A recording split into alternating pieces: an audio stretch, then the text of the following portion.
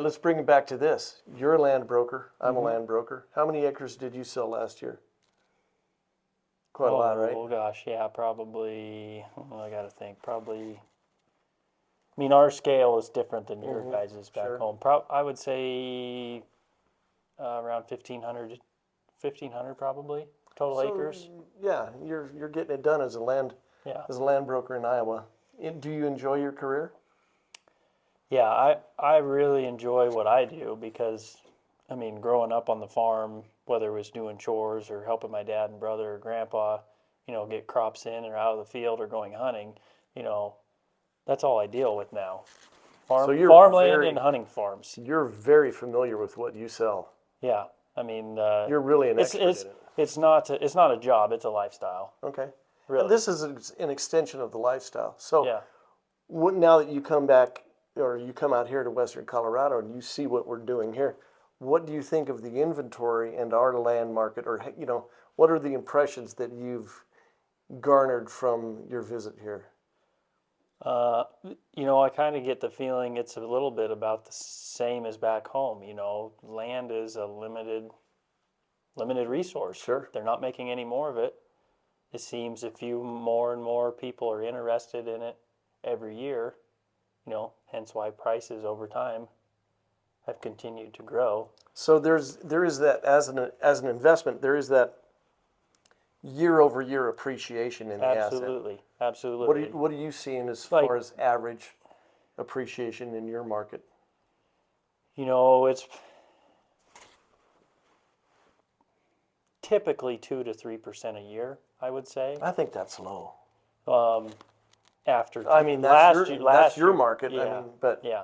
And last year was much greater, obviously. Yeah. There was a very large spike. I think we're going to see it flatten off this year. Yes. But there's still buyers out there. Yep. You still have active interest in your offerings? Absolutely. There's always buyers out there, depending on the piece, the area, the circumstances. And you look at our prices 20 years ago and what they are now. Oh, big difference. It's 20 years down the road, we're going to be having the same conversation. I just talked to somebody the other day in Carbondale, which is my hometown over on the Roaring Fork Valley, and there was a 2.5 acre parcel in town, which is just an old horse pasture. Yeah. That somebody had held out and held out and held out, and now they're offering it on the market for $6 million for townhome construction for a 2.5 acre parcel in Carbondale. Think of that. I mean, and I grew up there. You could have bought that parcel for, heck, I don't know, $100,000 20 years ago, or maybe it would have been more than that. But gosh, it sure wouldn't have been $6 million. Yeah. Yep. What do you think going forward here with the current market conditions and what you guys are seeing out here in Colorado? There's still a lot of money out there, and all of that Green New Deal stuff that the Biden administration pushed through.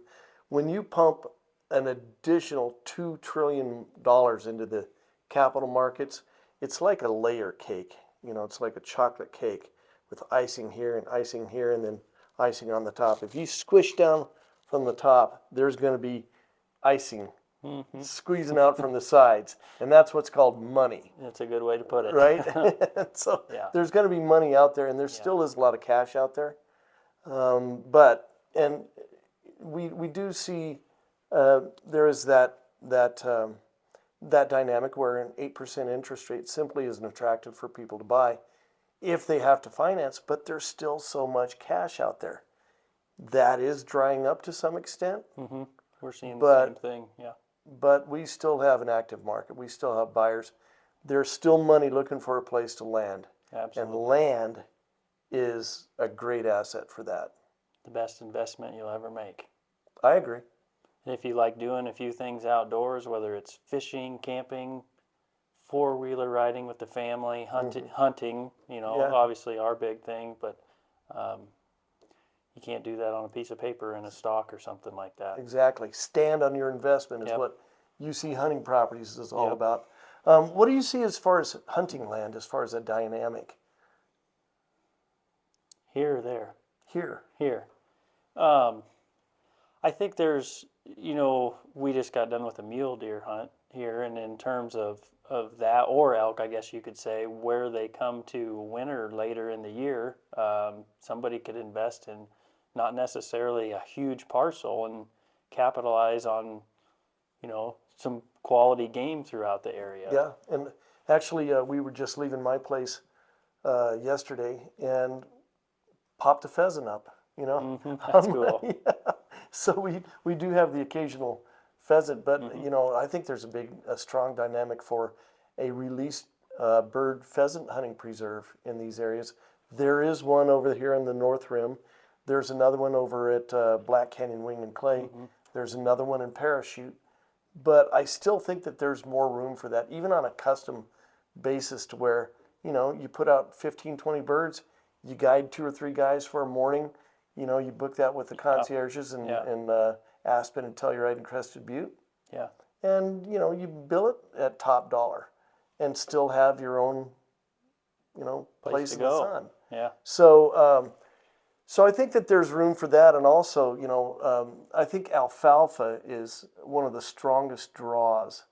Now, on my property, and you've been to my ranch, and it's real pretty, as you know. Yeah. But we have a really good stand of alfalfa on it. I had 26 deer on the upper reaches of my hay meadow last evening. I'll probably have that many tonight. And, like I say, there was a shooter buck out there. But so there is that dynamic of not only making 3 cuttings on it, and we'll do in excess of $100,000 in hay sales on that this year, and then also you have the hunting aspect to it, the game management aspect to it, and I raise Labrador retrievers. Yeah. So it's a multifaceted approach to enjoying the property. Oh yeah, you guys are getting the full enjoyment out of that place for sure. We are. We're having a ball with it. Yes. Now, tell me about your family place in Iowa and what you guys do. So my brother and I would be 5th generation in farm family there, home place. Okay. Western Iowa, halfway between Omaha and Des Moines. We've been doing row crop rotation practices for as long as the family's been there, since 1902. So Wow. Big farm family. Pheasant country, really good pheasant hunting throughout Western Iowa, and it's not necessarily your destination place for deer hunting, although we do have an occasional pretty good buck or two. But where you live in eastern Iowa Yes. is better deer hunting. Absolutely, yes. Okay. Anywhere along the southern parts of the state or up along the rivers where there's more timber. Only 8% of Iowa's timber, Okay. believe it or not. Yeah, I do believe it. So those would be the better spots to do that. And in Iowa, farm ground has some unbelievable land values. Am I correct? Yes. I mean, Yeah. I've seen sales of $18,000 to $20,000 an acre. Yes. Correct. Yeah. Right now, the market has softened up out there a little bit. Probably the same thing you guys are seeing. Just interest rates and things are. The right sale will sell through the roof. But yeah, right now I've seen sales anywhere from 7,000, 8,000 an acre, all the way up to 21, 22. That's a nice investment for somebody. I mean, Yeah. Now, arguably some of the best crop ground in the world. sure, in you've got certain that places. glacial loess, the really deep, thick topsoil, and Yeah. also you don't need to irrigate, right? No, yeah. Even we had quite a bit of drier year this year, and like our family operation, our corn all did between basically 185 to 225 bushel per acre corn, and that was dry. That was 13-14% moisture corn. Man, on Mother Nature's gift that is from great. above. Well, we don't get that here. Yeah. I mean, the saying here in Western Colorado is whiskey's for drinking and water's for fighting. So let's wrap this up a little bit. Let's talk about what is the multi-dimensional property that you like to see that has, it's nice to see 160 acres of corn from fence row to fence row, or from road front to road front, but that isn't necessarily much fun. Yeah, I mean, unless you got like a couple waterways or, CRP buffer strips running through it, offering some habitat for some game, I guess that's the type of property where you're just getting a cash rent check, which that's not all bad to look at when it comes in the mail either. Hey, we were talking about that, and give me the scenario on, let's say you do own, for easy math, $10,000 an acre Iowa farm ground. Yeah. What are you going to make as far as a cash rent per acre over time? Well, I mean, you're probably just rough math of, what I see is you're probably looking at a 3% investment right now. 3% return, so 3% $300 bucks. Yeah, roughly. $300 per acre per yeah. year cash rent. Yeah. So if somebody's looking at the stock market and saying, well, geez, I could make 8 or 10% in the stock market. How does that? There's another factor to it. There's another factor to it is your appreciation over time. Which could be that $10,000 dirt now in 6-7 years might be 15, 16, might be 12, who knows, but it's in 15-20 years it's not going to go down, I guarantee that. So right. Mm-hmm. Over time it always appreciates. Yeah. For example, my dad, when he graduated high school, there was a farm that sold in our area, and it sold for $1,800 an acre. And he thought that was a fortune at the time. And he did. And that same farm sold when, I believe it was I graduated high school or my brother graduated high school. And it sold for $7,800. $1,800, $7,800.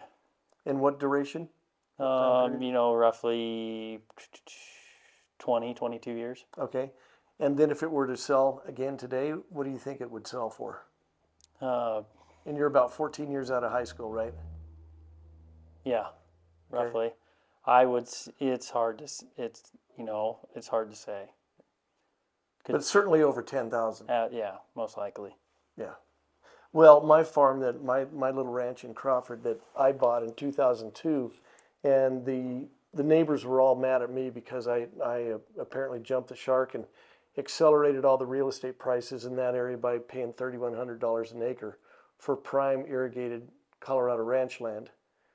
And so today, 2023, it's real supportable that I would get $10,000 to $12,000 an acre for that land. Now we've done a lot of improvements to it. Mm-hmm. We put in center pivots and yeah. We've made it more productive and so forth. But I would think it would be nuts to sell that for less than $12,000 an acre. So, there we are. It's a 400% increase in value over 22 years. Yeah, pretty decent. Not a bad. It's been my best investment. Yeah. Yep, and also with land, you get sentimental ties to it. Stuff you can actually go out there and feel something. We've had a lot of fun on our ground. Yeah. Yep. There've been some heartaches. There've been some tears. Yeah. There's been some blood. And a lot of sweat. A lot of sweat. Greg knows. He's shooting the video. He's laughing right now. We pulled a lot of rocks out of that hayfield that we reworked this spring. But but it's been a great investment for me, for my family. Hey everybody, thank you. This is Gary Hubbell, United Country Colorado Brokers and Auctioneers. Luke Nissen. I'm with United Country Hawkeye Farm Management and Real Estate. And it's been fun talking hunting and land with you. Yep. All right. Amen, brother. Thank you, Gary. You bet.